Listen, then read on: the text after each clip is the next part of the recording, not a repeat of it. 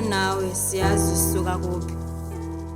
Ngikwazi noma usuphimisa ongekona.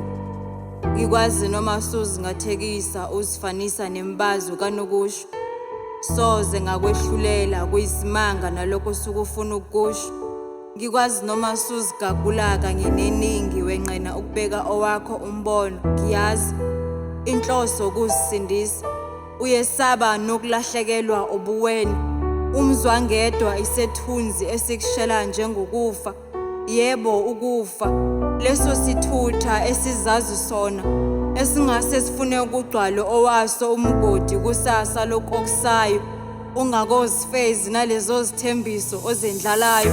Usungikhangisele kangaka ngathengeka. Sesingangiphuca wena kuwo lo mzuzu usabamba uyeka.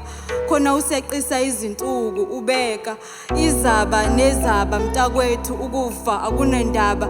Sicabanga ukuqala kabusha nje kona sekungasibeka imphelandaba.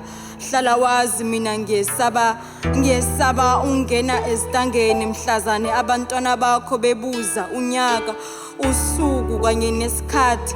Isikhathi owahluleka ngaso ukulwa nembangi yokuphila. Izathu sokuba lapha ngedwa nabo wena ungekho emaphutheni abo oqala. Bawudinga uswazi lakho kanye neziyalo zakho. Ngakho ngicela uvuke. Vuka khona manje ubachazele wena ngentando kaThixo mina engingaqondi.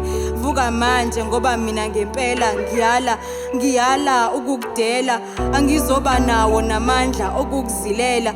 Lokho asikaze mina nawe sahlela ukuba mgodi munye uma sesifeze konke. Vuka khona manje sicedele konke. Awunakungishiya nginhlanhlatha lapha. Anginakuhamba ngikhongozelela uthando oluyisiceke lube liphuphuma lapho kuwe. Anginakuvakashisa inhliziyo yami kwize ikhaya likhona lapho kuwe. Anginakuhamba ngidatukelwa ngisulwa izinyembezi zokufelwa. Vuka kulo mzimba ongakimi uphile kabusha. Vuka usuyinyathela ngezinyawo leyo nhlabathi obusuyithwele ngesifuba. Vuka ngentshisekelo enentukuthelo. Wena wantondo usungavuma ukufa kwemuke nokuphila okungaka kuwe.